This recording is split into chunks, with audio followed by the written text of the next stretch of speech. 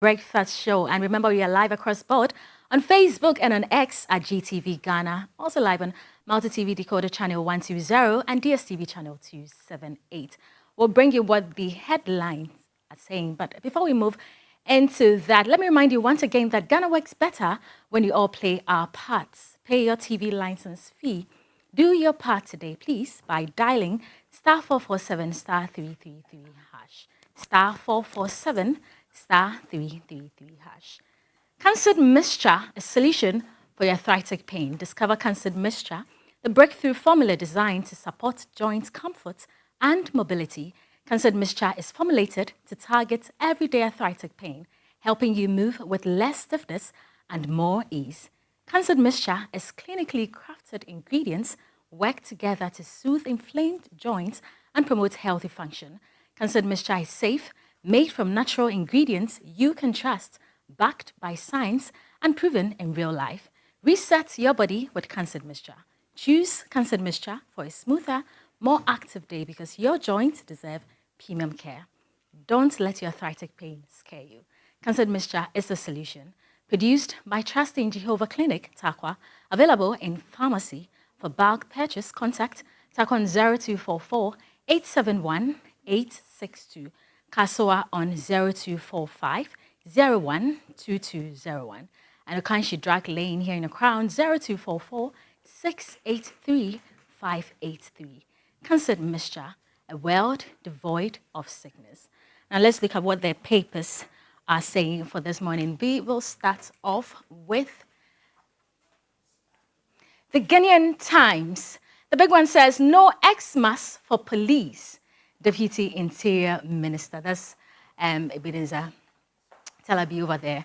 And National Digital Tools unveiled to address youth unemployment. You can see the story on page 12 with a picture of Mr. Opari Ado as well. Government to deploy 700 medical doctors to District Minister of Health. NMC clears Angela list of bad press. So that's it for the Ghanaian Times. Other stories as well you can grab for yourself and read. Daily Graphic, it says, amid city gains festivities, consumers demand price cuts. Ministry launches youth tracker platform mobile app. And chief examiner lists causes of failure in WASSCE core subjects. And that's it for there. Now to the Chronicle. Historic, the northern region now producing cocoa. You can see that story on page 2 when you grab the Chronicle for yourself. Bawumia coasting to victory. Electoral area coordinators across multiple constituencies endorse him. Bawumia is the only choice for NPP, says Ano Dompre. Now to the Daily Guide. NSA scandal, Osei Asibe, sweats over 623 million Ghana cedis bail. And that's his picture right there. As well, GFP marks Ekuadonko 1 year remembrance and courts awaits Agrada plea deal outcome. That's it for the Daily Guide. The National Voice, Bawumia emerges as NPP's only winning card for 2028. Campaign boosted by key endorsements from grassroots. Plot to frame former MIIF executives uncovered. Kisi Ejabing under fire calls mounts for his removal. Yeah, that's it for the National Voice. The Meridian party base throws weight behind Bawumia ahead of election showdown. Stories on page 2 and 3. Calls grow for Ejabing's removal amid allegations of mismanagement and incompetence. Right. Now to the Observer. Menshia Peace talks. Asante concludes Baku mediation. Story on page 3. You can read that as well. Ahead of NPP primaries, Bawumia secures overwhelming endorsements. Stories running through almost all the papers for this morning. And Ghana safe from U.S. green card review. Ablakwa confirms. Other stories as well on the Observer. That's it for the headlines. Jay is ready with his guest. Please stay. We are live across social media and do get interactive with us as well. And thank you so much for staying with us. Thank you, Cecilia, for bringing us some of the headlines making the rounds in the country. Like she rightly said, my guests are seated, ready to have a conversation as we delve into these issues. And allow me to introduce them. To my far left, I have lawyer Kwame Johnson, who is a member of the CPP. Good morning, sir. You're welcome. Morning, Jay. How are you? I'm good. Everything is well? Everything is fine. Everything is fine. Yes, and seated right next to him is Charles Bawadwa, who is the MP for Bongo. Good morning. You're also welcome. Good morning. Thank you. How's everything this morning? Yes, we're fine. My constituency is morning, but I'm sure we'll come. I'll get the opportunity to discuss that as well. Sure. And of course, last but definitely not the least, is Dr. Paulo Bachidwanka, who was here earlier this week telling us why Kennedy Japan is the best candidate to become MPP flag bearer. It's good to have you back. It's good to be here. How are you doing today? Well, I'm very well. It's my birthday, so I'm happy to be here. Oh, I did not know birthday. that. Happy birthday. Thank you. Yo, happy birthday. And then here you are. There's a party. Thank you. There's a party. It's a prayer party. You're celebrating your birthday in the studio. Oh, yes. At this point, I'm sure my producers will be scrambling to get you some cake by the end of Yes. this. Yes, we have to. It's the least we can do. It's a Happy must. birthday Thank you. once again. Gentlemen, before we begin, today, for instance, is International Day for Persons with Disabilities. I just want to hear your thoughts a bit on this subject. And of course, the Black Queens lost to the Lionesses yesterday, 2-0. So, a very good morning to you, and a very good morning to my colleagues on the panel, and very good morning to your viewing public. I think that as a country, we need to be able to build a strong moral architecture to be able to enhance persons living with disabilities as part of the Ghanaian people. Do you know how persons living with disabilities call us? They call us able people. Able people, man. And the end of life, we always end up disabled because we always have some disabilities with us. When you grow too old, you either use a walking stick or you sit in a wheelchair, and life happens. There can be casualties, you can have an unpredicted accident, and you can become disabled. And so it's important that as a country, we have a fabric in our architecture that enhances them and includes them in our development. And so there shouldn't be any level of discrimination. There shouldn't be any stigmatization. There shouldn't be any height that any PWD person cannot rise to. I've seen in recent times, I think either last year, one of them was called to the bar, a blind deaf person was called to the bar. We should have a lot more of that they are not marginalized and they are not stigmatized because they are part of human beings. They are part of the fabric of society. Yes. What about you? Would you like to touch on the Black Queens lost to the Lionesses, or you also speak on the same issue? Yeah, I will just touch on both briefly. Okay. With regards to the game, I think I watched the game. I think that the Black Queens did well, but clearly you cannot compare the quality of the English team to that of the Ghanaian team. I think it would be too much to have expected them to, as it were, perform better than they did in terms of the quality that the English team had. But the loss of 2-0, I think it's a true reflection of the game, of what transpired. What inspires me is that we may have a fighting spirit. They were able to contain them, notwithstanding at points we could see them marauding our defense and attacking in all angles. Nonetheless, it's a good start, and I believe that they can build upon that and make us proud next time. Regarding today's being a day for people with disability, I'm a bit emotional about that because I have a disabled group in my constituency that I meet from time to time. Largely their complaint has always been that they've been excluded in many things in the Ghanaian society. And I see, yes, that is so, because even though we have, for example, made laws, to protect them, it appears that as a country we have not been able to enforce those laws most of the time. Take for example, the construction of buildings. There's a requirement that there should be a disabled access. We don't have that in most public buildings. And even what's more disturbing is government builders who haven't passed the law should be making the efforts to ensure that these are done. there are laws also to, as it were, give incentives to companies who employ disabled people, but it doesn't appear that that is working. And most disabled people find themselves jobless, largely also because of their conditions. And I will only pray that we should continue to do more to support them. Disabled people are like us. It's just unfortunate that they may be physically, disabled in some way, or visually impaired, sometimes by reason of birth or some other accident that would have happened in the course of the life of the person, which any of us, can get it at any time. like Dr. Pablo was saying, Nobody is safe from disability. Disability can catch up with you at any time, and so we should not be doing things that to work to their detriment. I wish them well in their celebration of this day.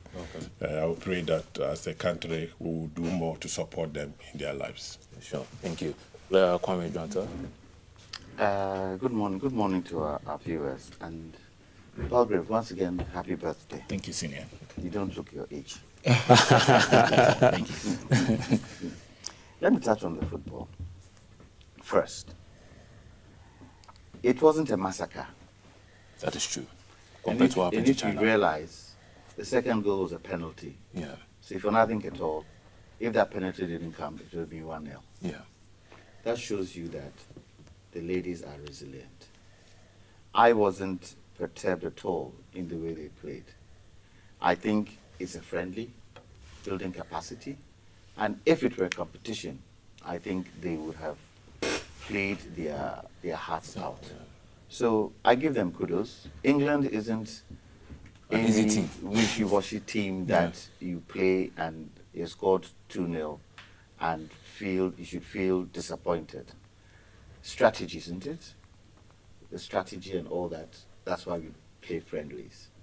They've qualified for an international, is it the World Cup? Yeah, the WAFCON, which is happening next Africa year. Cup, Yeah. West Africa Yes. Cup. Yeah, but So yeah. the experience is good for them. So we wish them well. Let's continue to support them. Me, Black Stars, Queens, anything that has Ghana, I will support, irrespective of the fact that they might not be playing well. Okay. As As long as you are Ghanaian. It's not every day your mother's soup is sweet, but you should learn from it and tell your mother next time to put salt in the soup to make it sweeter. Now, disability. You know, so far as you drive a car in this country, you can become disabled. All of us on the streets, on the roads, driving, we can become disabled. You can easily become disabled in an accident. You can easily become disabled by walking the streets. And so, as my colleague rightly said, with regards to some of the things we are not doing for them, accessibility to buildings, number one. Number two, stigma and stereotyping. It's still prevalent in a society where the disabled people are concerned. The other one that is even challenging is limited job opportunities. Yeah. Are they not human beings like us? Do they not have a brain in their head? Are some of them not very, very clever? But what we do, we shun them. Inadequate support services. Look, we should meander it in everything we do. We have the laws, and we know in Ghana, one thing we don't do well is implementation of laws. But disabled people are human beings like us. They're human beings like us. And we shouldn't feel that because they are disabled, they should be cast away. I was listening to a news item this morning on Joy, where one young man was born with polio and wanted to be a civil engineer. And everybody said he can't do it. He went ahead and did it. Just to prove everybody wrong. Prove everybody Yeah. wrong. And he was part and parcel of one of the sports stadiums that they built here in Ghana. He went to Australia to further his course. His tutors there said, oh, because of your state, you can't do it. He did it. So they are human beings like us, just like your child. Let's make sure that we also take care of them. Yeah. Because as Palgrave, and I'll end as Palgrave rightly said, one day, you yourself Yeah. become disabled. Yeah. Old age is disablement. It's not everything you can do. Some diabetes or some illness can get you. Whatever it and- is, we all become old, frail, you know, just yes. weak. Once yeah. you get old, you become disabled. So far as you're depending on somebody to look after you, you are disabled. So I hope we can do more. I hope we can enforce it. When the ladies were sitting here talking, I was listening, and I said, look, talk is cheap. Because yes, we talk about all these things, but we are not implementing it. And I don't think it is fair. There's certain things that we need to try and do well in this country, because Ghana is for all of us. Yeah, It's not for indeed. particular And that still doesn't exclude mean people. inability. Yes. You can still do Yes. it. You can still do it. Yes. Yes. So we're moving to our very first story, one making the headlines, the fact that the Public Utilities Regulatory Commission, the PURC, has announced substantial increases in electricity and water tariffs effective January 1st, 2026, following the completion of its 2026-2030 multi-year tariff review. Now, the Commission said the adjustments follow months of investment hearings, stakeholder consultations, and regional public forums aimed at ensuring transparency in the tariff setting process. Electricity tariffs will increase by 9.86% across all customer categories. According to the PURC, the rise reflects the investment needs of power utilities, anticipated generation outputs, and macroeconomic factors such as inflation, the CD-US dollar exchange rate, and rising natural gas costs. Operational expenses and regulated asset base of utilities were also considered. Quarterly tariff reviews will continue to adjust for variables outside the control of utility companies, including fuel prices and the generation mix. And then the water tariffs, for instance, are set to rise by 15.92% over the 2026-2030 period. The increase is also based on projected production and sales volumes, expected capital investments, and non-revenue water levels. So basically, these are the tariffs. For electricity, we have 9.86%, and for water, 15.92%. And they are citing their reasons, like I've just read out. And I just want to pick your minds on this tariff increments from you, gentlemen. I'll begin with you, Lawyer Jantua. You know, when I heard of the tariff increment, I asked myself, is it in line with increased salaries and increased wages? So if it's not in line, how are we going to pay it? You know, yes, I do agree with increase of tariffs. This is what the annual Yes. increase of tariffs. Yeah. But you know, there are things that we talk about that create challenges for us. Galamsey is one of them. Okay. And I'm not sure whether this time round they pegged it to the exchange rate, because the last time round they pegged it to the exchange rate. Now they are telling us what? Increase in gas. Yes, they also mentioned the adjustments in the CD to US dollar exchange rate. What's the They adjustment? mentioned that as well. What's the adjustment? Uh, What's the adjustment now? One of the reasons why they are increasing it, they just mentioned it, such as inflation, the CD US dollar rate, and rising natural So gas costs. maybe what they should try and do is also show us the calculations so that we can understand and accept it better. Because if you put a blanket statement, it's due to increases this, the ordinary man does not understand that kind of thing. So come on TV, sit with us, explain to us how that calculation was made so that we can all accept. Because electricity prices are not cheap, water prices are not cheap yeah. in this country. And people's salaries do not rise, you know, in line with some of these tariffs. If it is needed and we have to pay, fair enough. But if there are ways that we can probably economize and make it acceptable, let's do it. Because really, this comes in 1st January. Yes, Yeah. yeah, 1st January 2026. And you know what happens 1st January? what happens? You know what happens in the first quarter of the year? People have spent money over Christmas. Yeah, you There's know not much much less, not much surplus. much Paying school surplus fees and stuff. and all that. Yeah. And then increase in what do you call it, electricity and water. It can become burdensome. And above all, people also don't have jobs to do. And so when this happens, what then happens? People then revert to stealing electricity and all these types of things. So we need to look at the causes of some of these. Some of the things, okay, we might not be able to do anything about it, but it's still got to do when you talk about the city dollar. the city dollar, it's economy, isn't it? It's the economy, isn't it? That we should try and keep that differential low so that it doesn't seep into other things. Because really, how many people are going to be able to find the extra money to pay these increases?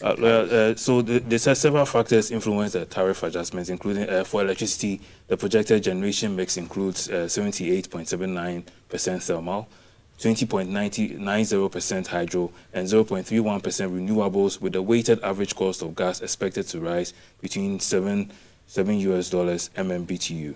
Yes, transmission and distribution losses have been targeted for improvement with assumptions of 8% inflation and an exchange rate of 12 Ghana cedi to $1. And for water, the non-revenue water is projected to decline to 43% alongside updated production and sales expectations.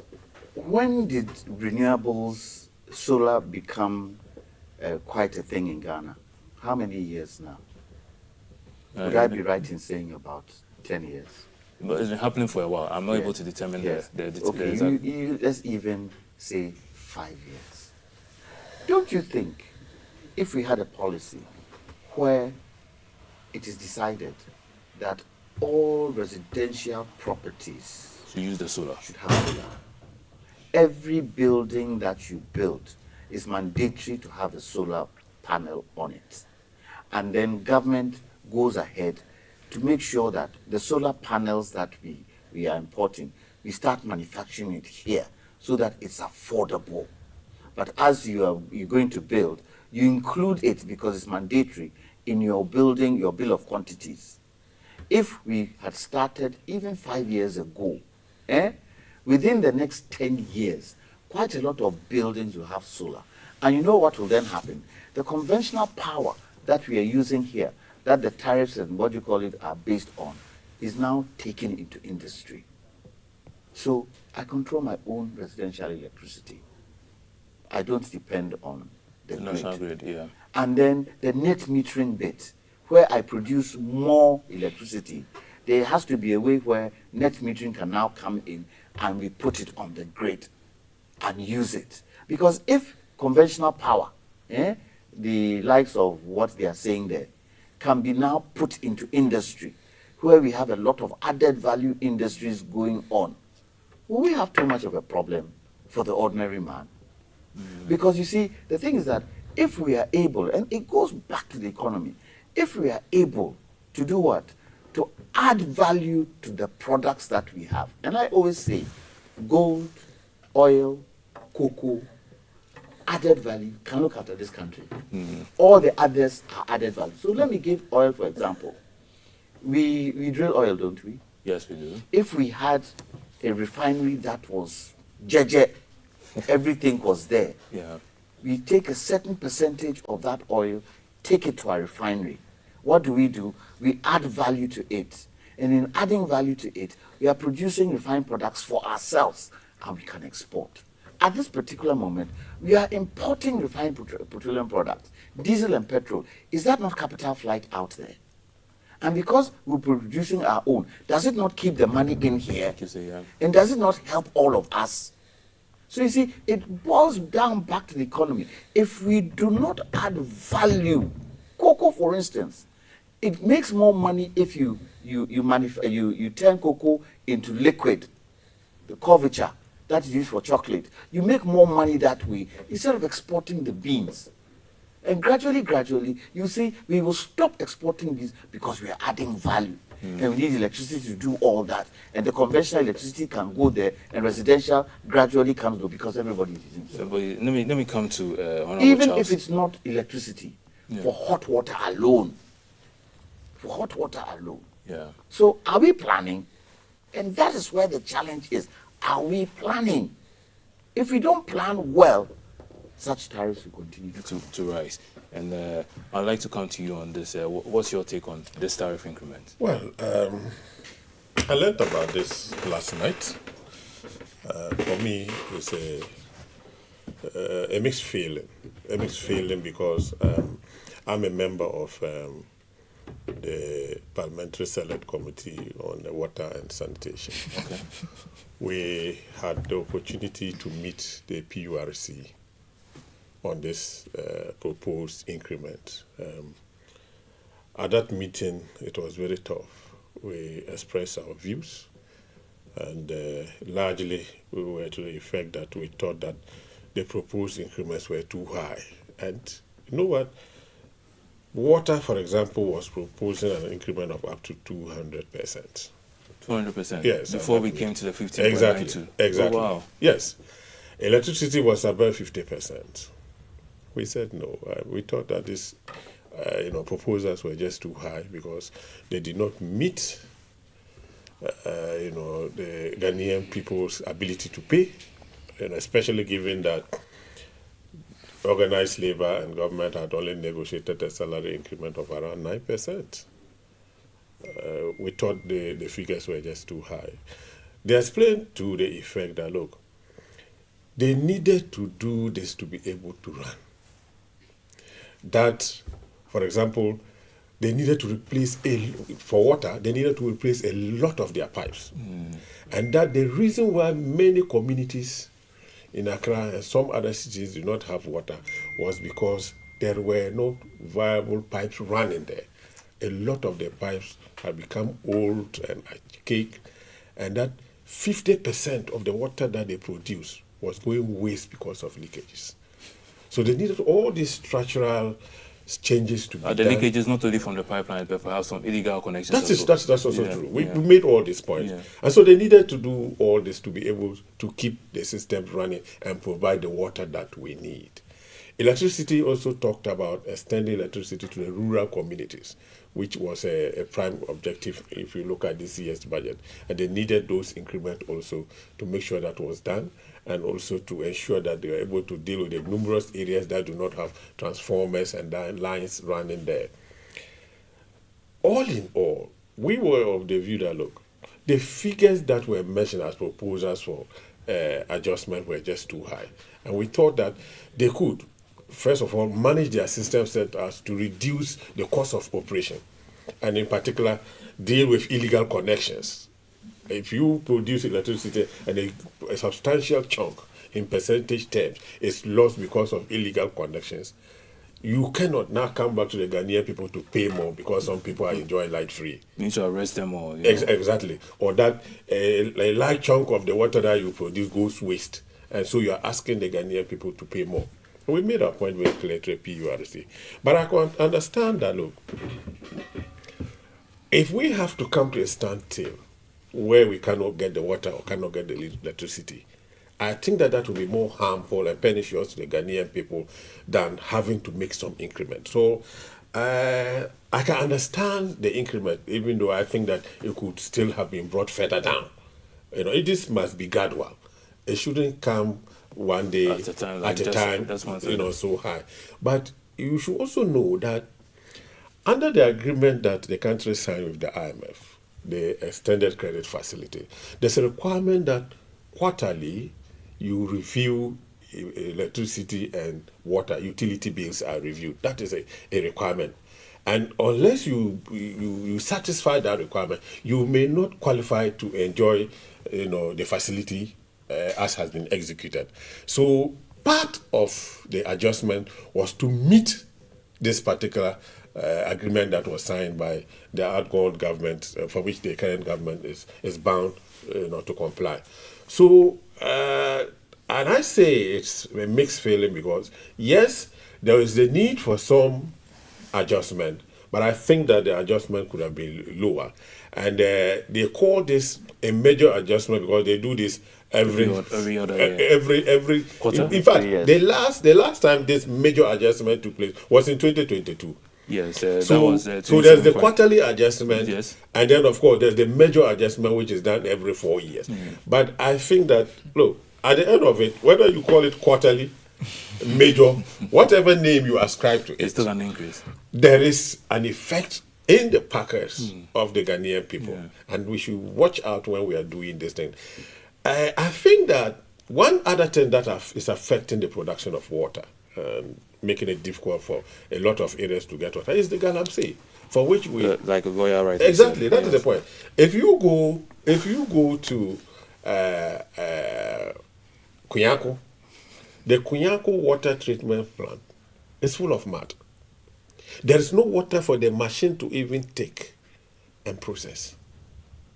If you go to Dalo, near Tamale in the northern region, look, they are waning sun, then the water is full of sand by reason of the operations of Galamsey's, and it is costing them more to produce the water. So it's like to get us water. Exactly. You have to do a lot. So the statistics show that it was costing them more than 50% more to produce that water than if the water were not affected by the pollution resulting from Galamsey.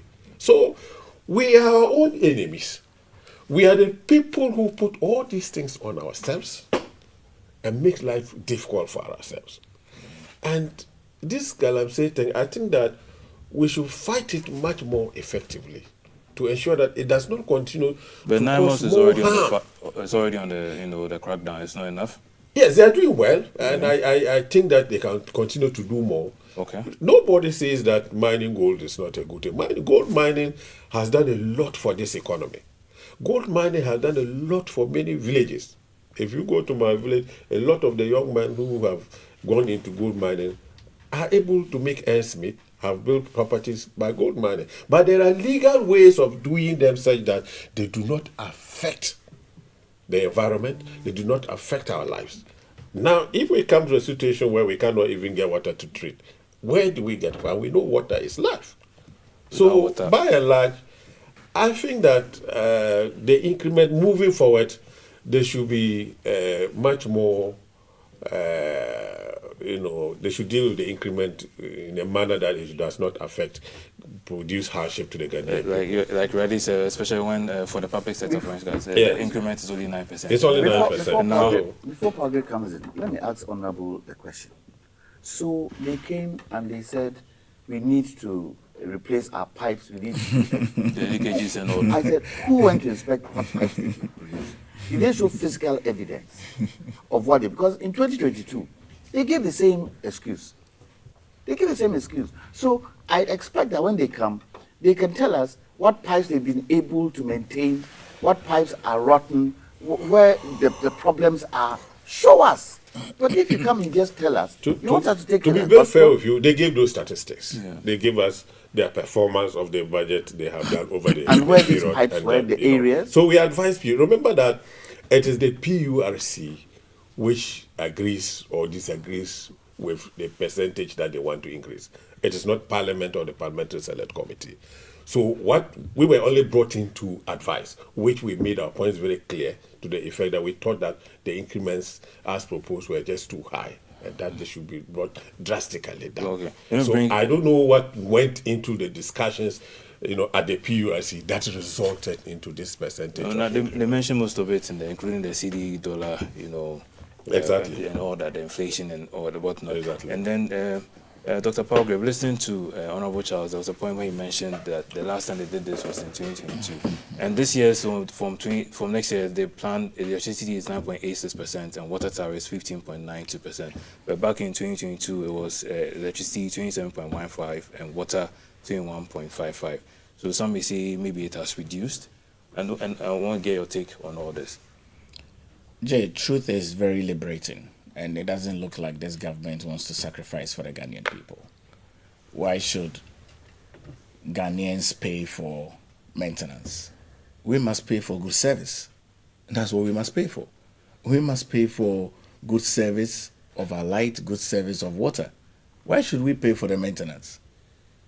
And I mean, I'm surprised that.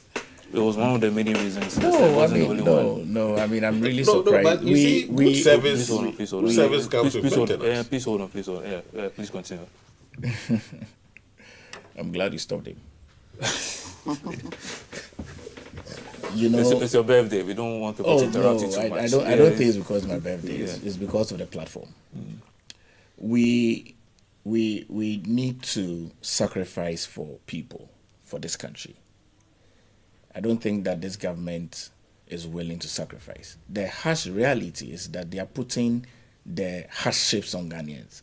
They are literally telling Ghanaians that be ready for 2026 is going to be a difficult year.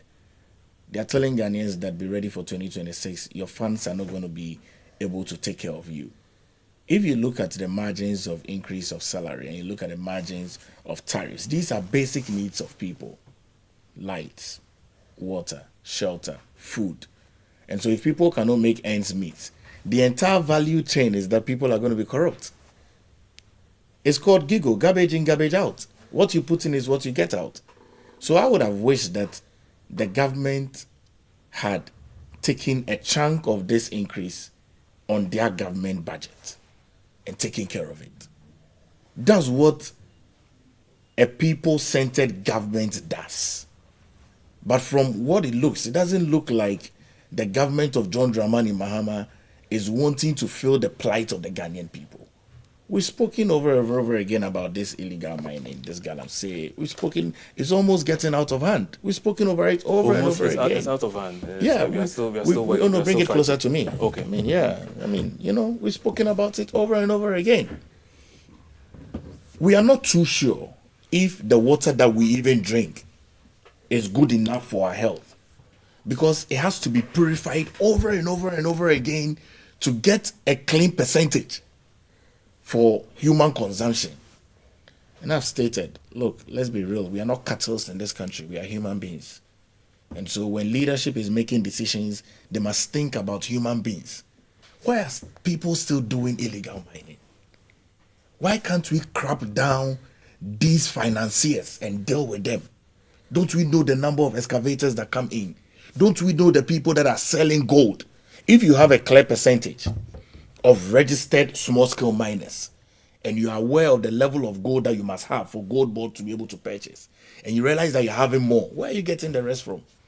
And I've said that it's almost becoming like we are running a 24-hour illegal mining, because I know the shift system that they run. But the government promised that a 24-hour economy to create jobs. It's almost 12 months. The government we haven't seen that. Of course, they brought in Nkukor Nketeng-Kete. In Nkukor Nketeng-Kete, they are giving 50. What's the plan afterwards? After your chickens are grown after 6 weeks, what happens? You sell it and then what happens again? I mean, so really, for me, I am concerned about the governance process of President John Dramani Mahama. And I have to be honest. If you are going to slash these tariffs on people, look at a percentage of about maybe 13 to 15 million people in the working class. How many of them can afford it? You're going to cause people to do illegal connection. You're going to cause people to do a lot of adjustments on their meters and even run away from paying water bills. I thought Parliament should have been able to convince the regulatory agency that look at the population of Ghana. We are struggling as a people. Of course, you must have a maintenance budget, which must come from the government. It must not be us, the consumers, that are paying for your maintenance. No. Government must be able to pay for maintenance, so you provide us a good service. But now you have slashed it across board. How many people can afford this? And that's what the government must look at. Because if people cannot afford it, what does it mean? It means people are going to cut corners. Would you achieve your goal? You won't achieve your goal. So when you're making some of these tariff adjustments, you must look at the homes that it is coming to. It's going to a home in Choko, a home in Tamale, a home in Ho, a home in Kumasi, a home in Takrade. Those are the homes that are going to. And look at the people that are working. Look at the level of unemployment in this country. Of course, it's not a creation of just John Dramani Mahama. It's a creation of the successive governments that we have had who have not been able to equip entrepreneurs. Of course, government must create that enabling environment for private sectors to strive. Government cannot absorb all the workers, but private sector can be able to absorb all the workers. But today, look at these tariffs. I don't know, Jay, can you afford it? I can't afford it. I don't know, can you afford it? I don't know the many Ghanaian people that are watching us that can afford these tariffs. So you cannot just splash it across board. Christmas is coming, New Year is coming, and you are saying almost immediately from New Year, people are going to be paying new tariffs. It starts on New Year. 1st January. 1st January. School fees are there to be paid. Salaries are almost done by the time you enter into 1st January. So people are going to owe. what you end up is plunging people into darkness, because ECG will come and say they are cutting your meter because you haven't paid. So you must really look at the season and use that season to aid you and guide you. The government just read a budget. Why didn't President John Dramani Mahama put in a maintenance cost in that budget? Why didn't they do that? Why should they look for other means? So they are just trying to say that 2026 is going to be a hard year for the country. The economy is tight, very, very tight. So they are looking for ways to be able to spread it across all of us. We are poor people. We are struggling. We can't afford this. And we must tell the government, we can't pay. And if we can't pay, where else must government look for the money? Government must look for money to be able to take care of maintenance. Okay. Dr. Palgrave, I've heard you speak. Just before you comment, I don't know, Honorable Charles, would you like to respond to what Dr. Palgrave has Definitely. said? I'll give you about approximately 3 minutes to get this across. So let me say that it is not correct that government is not dealing with maintenance. It is not correct. If you read the budget, government has made provision for the expansion of Dalon in Tamale, the water project. Government is investing on electricity. So 1,200 megawatts of a thermal plant is going to be constructed. That is to expand electricity to be available for people to use. Of course, you do not expect that government will take everything. Remember, in 2022, when the NPP government did the same adjustment, they increased electricity by 27. Yeah, we're saying 7%. Yeah. Yes, about 27%. John Mahama's government is increasing electricity by just 9.86. So compare 27% to 9.88, which is better. Then you go to water. Water, John Mahama's government is increasing water by 15.92%. In their time, they increased water by above 21%. 21.55. 21.5%. So clearly, you cannot be speaking as if your government did better in dealing with the plight of the Ghanaian people.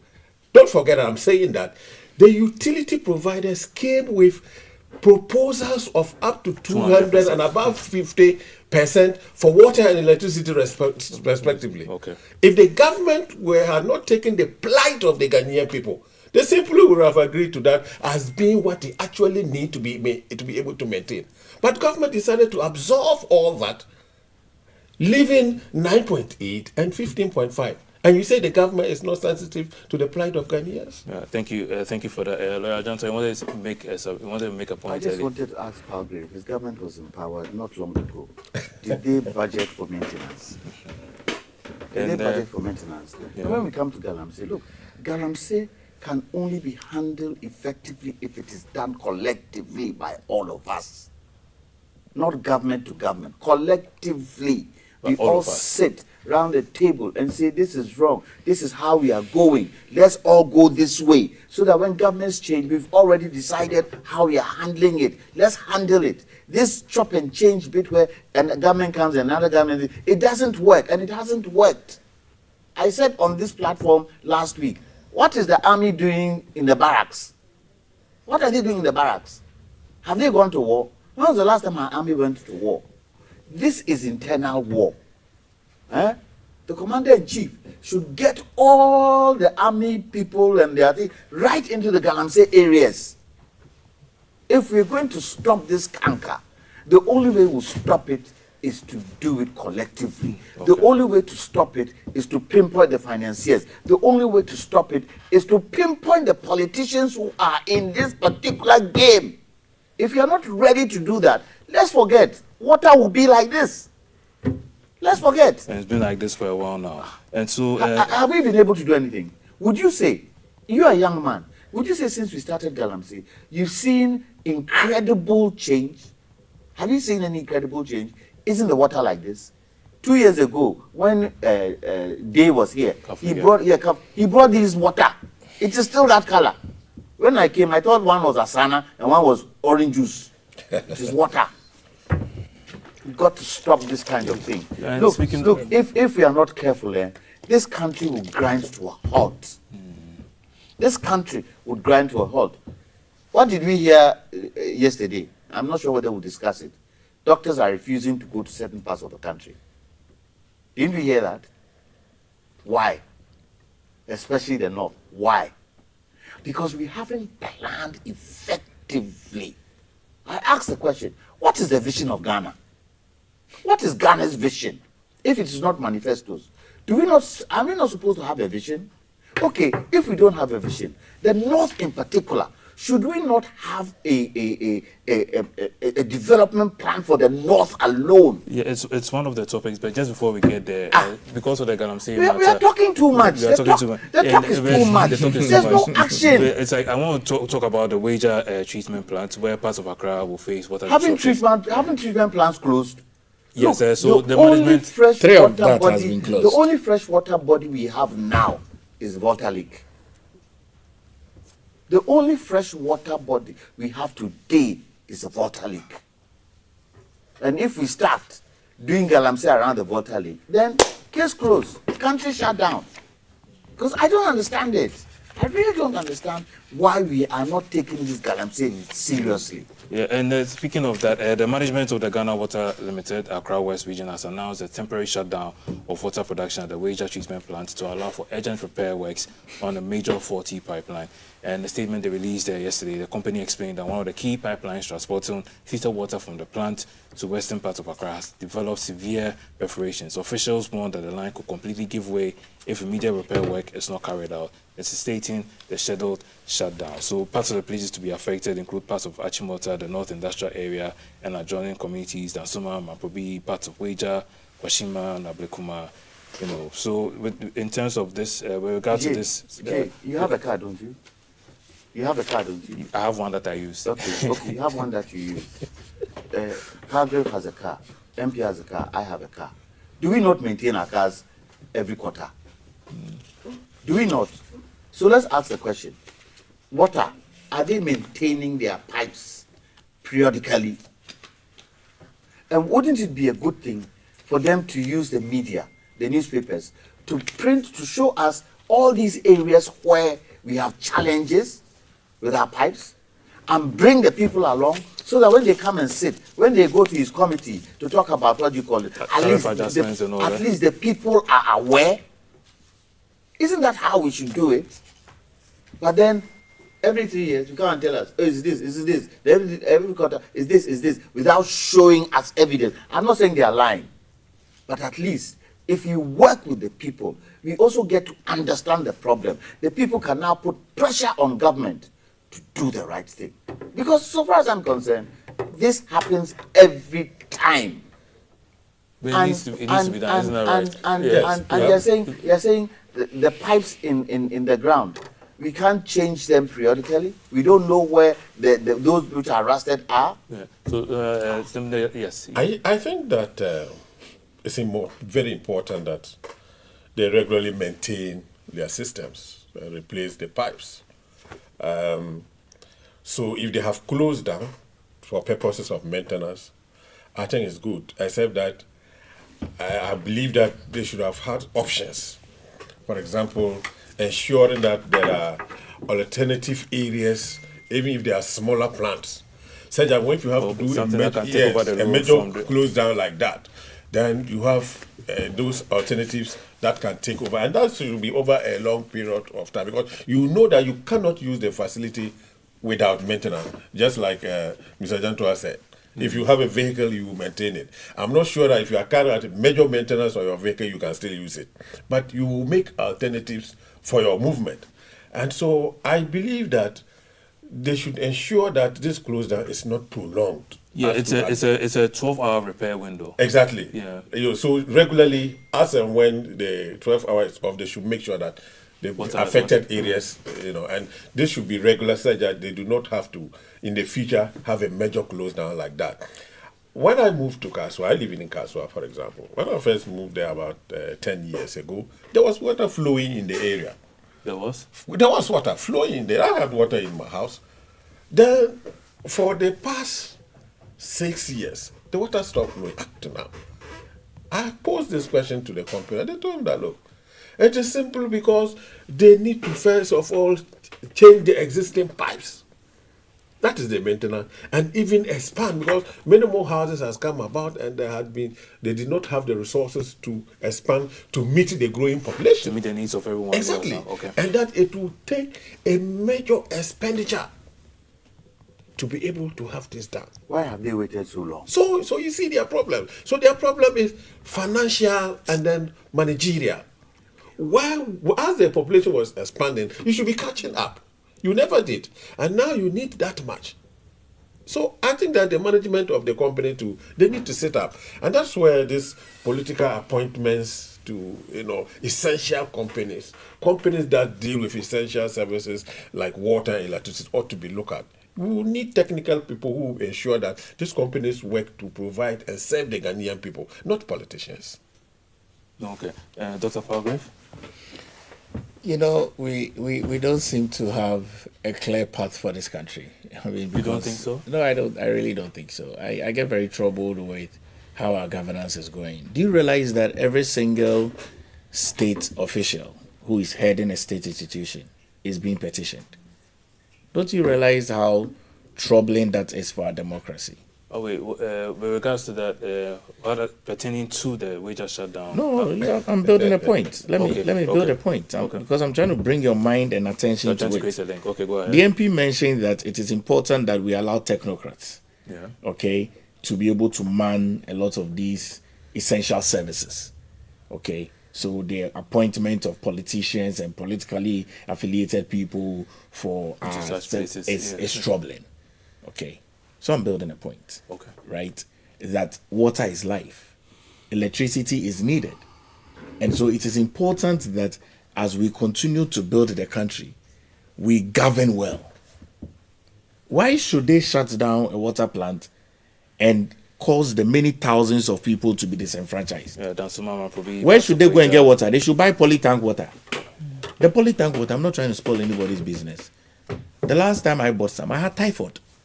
Never had it before in my life. I remember you mentioned that. And so you see, we don't need to come to a place if we are a very serious country, we want to develop, okay? Because that's the product, that's the end product of this country. The end product of this country is to be able to move from importation to exportation, okay? To be self-reliant, self-dependent, and economically viable. That's the end product of this country. And so if we want the end product of this country to be like the global giants, like America, like Europe, like Asia, and all of that, we need to be able to do what they do. Do you think that any developed country like United States of America, maybe take a barrel like maybe New Jersey, they would close down a water plant and not make an alternative? But it's like that, Dr. Palgrave, it's like a 12-hour window from 6 a.m. to 6 p.m. That will allow them to so do you see, the show. is this kind of mindset that doesn't make us progress? 12 hours? Do you know what happens in 12 hours? 12 hours is half a day. And that's a productive hour. Ghana people work for 8 hours and they're done. So that's a full day work. 12 hours. Maybe to be at night.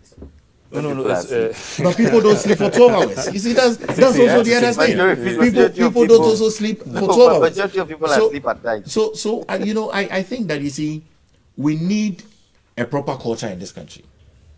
And that culture should be always thinking about people.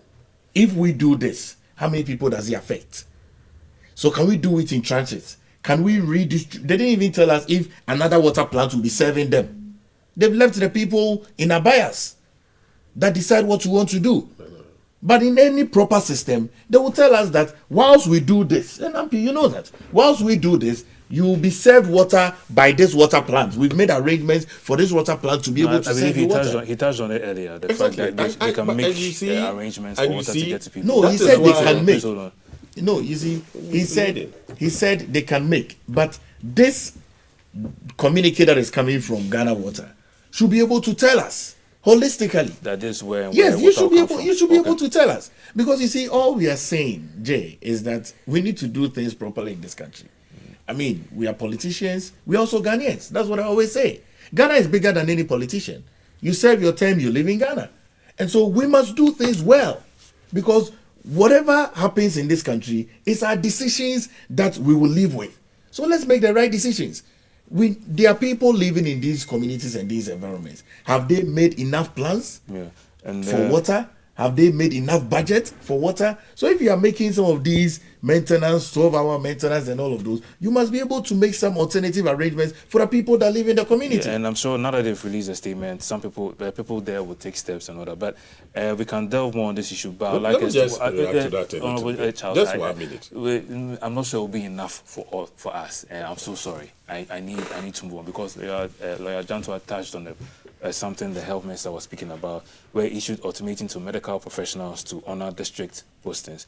Now, the Minister for Health, Mr. Kwabena Mensah Kando, has appealed to medical professionals posted to various districts across the country to honor their appointments. Just in the media and parliament yesterday, Mr. Kando expressed concern that some health workers are refusing to report to their assigned post in the regions. He has issued a 1-week ultimatum for them to take up their postings.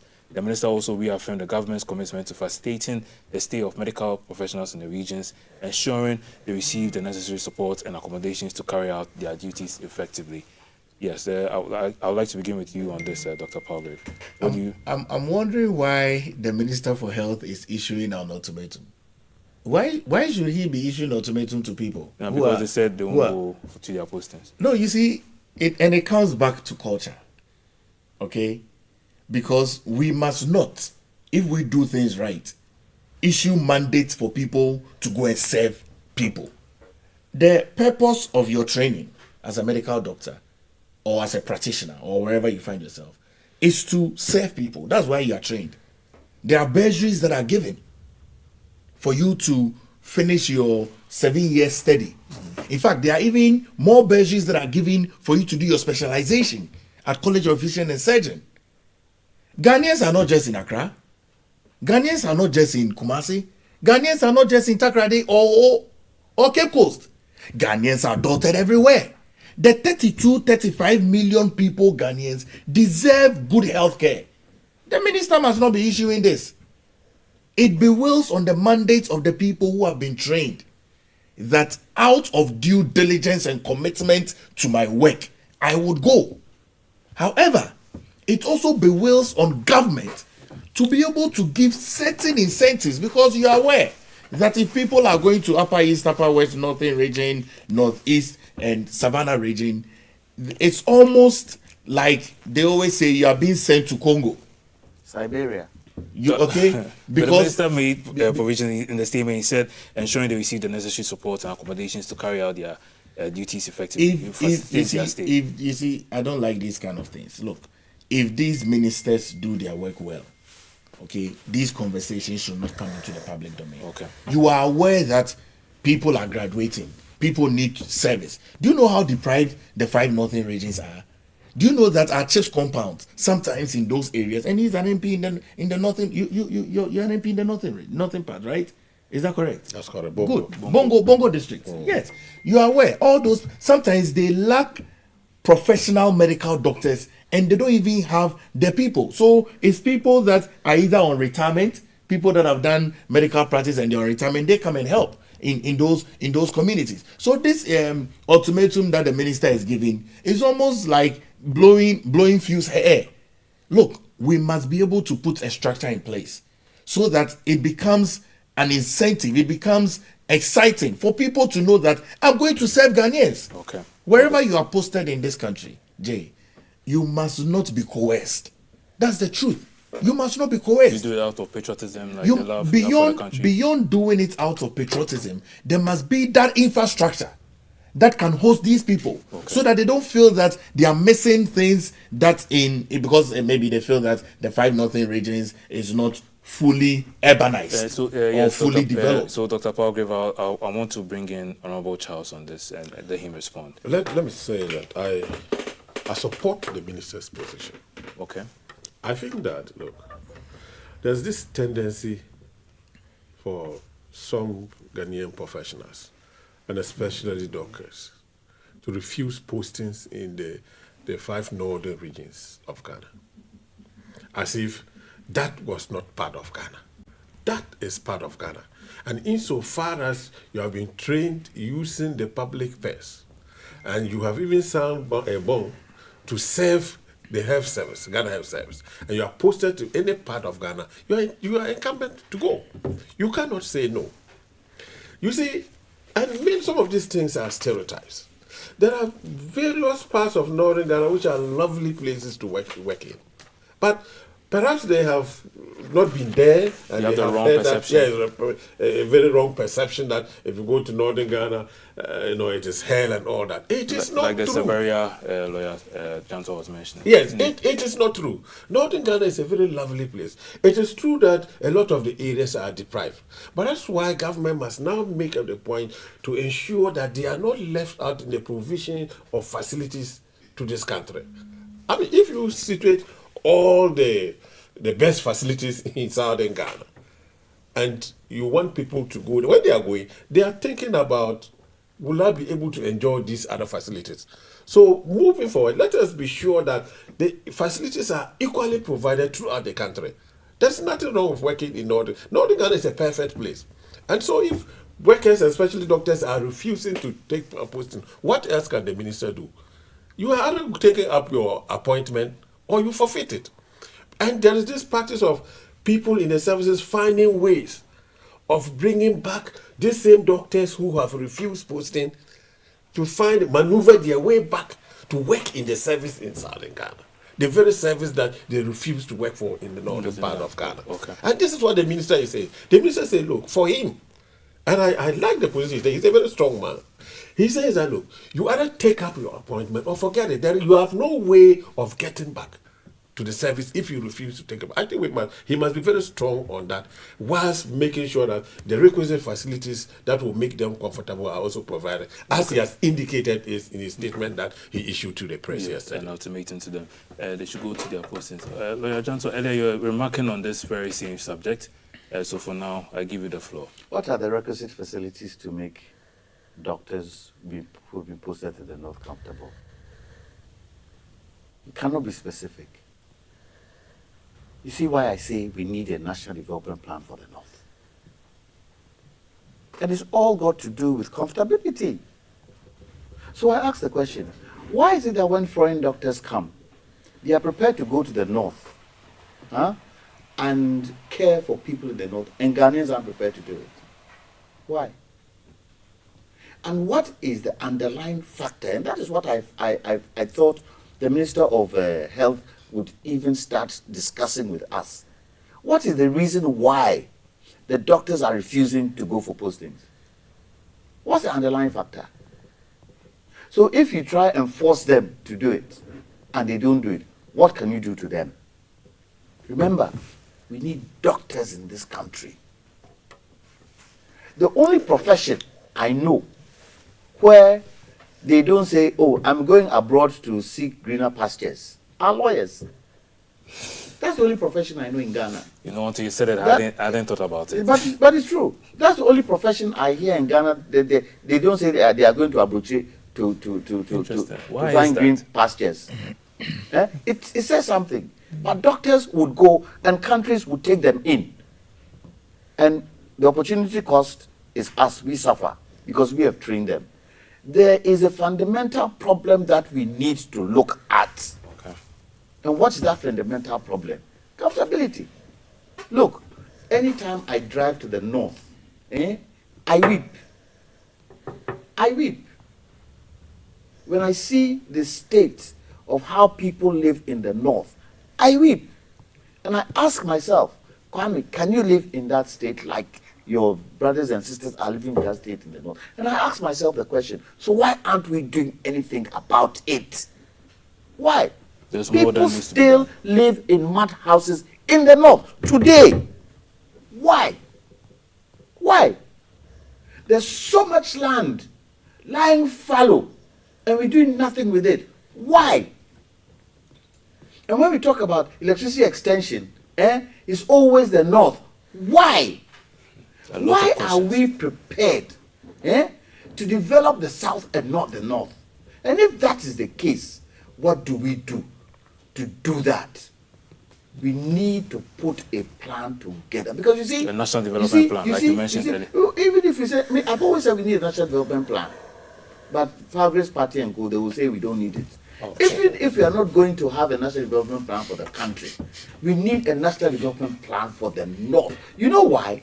It opens up the West African sub-region. It opens it up.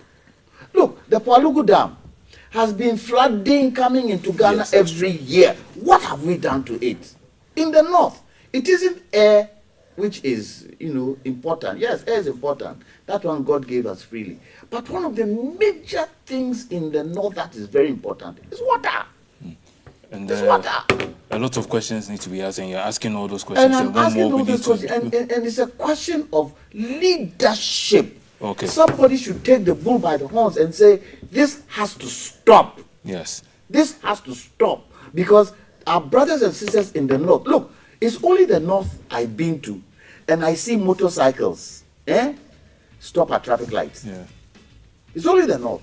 Doesn't happen in the south. It shows there is some degree of discipline there. Yeah. We have to look at the underlying causes why doctors won't go and try and solve those. Yeah, that Jantua, out. this segment has to stop at this point. We hear the sick tune. I want to thank you for coming through. Lawyer Kwame Jantua is a member of the CPP, and Honorable Charles Bawadua is the MP for Bongo, and Dr. Bahograve Wachidankwa is a lecturer at the University of Professional Studies as well. He was also part of the campaign team for Kennedy Japan. We have a little surprise here for him. And a message has come in for him, which says, the birthday man. And it says, happy birthday to the most amazing husband in the world, Dr. Bahograve Wachidankwa. May the lines fall in pleasant places for you. I pray Nice one. that God answers all your quiet prayers according to his riches in Christ Jesus. May the Almighty continue to bless you. The kids and I can't wait to celebrate your birthday with you.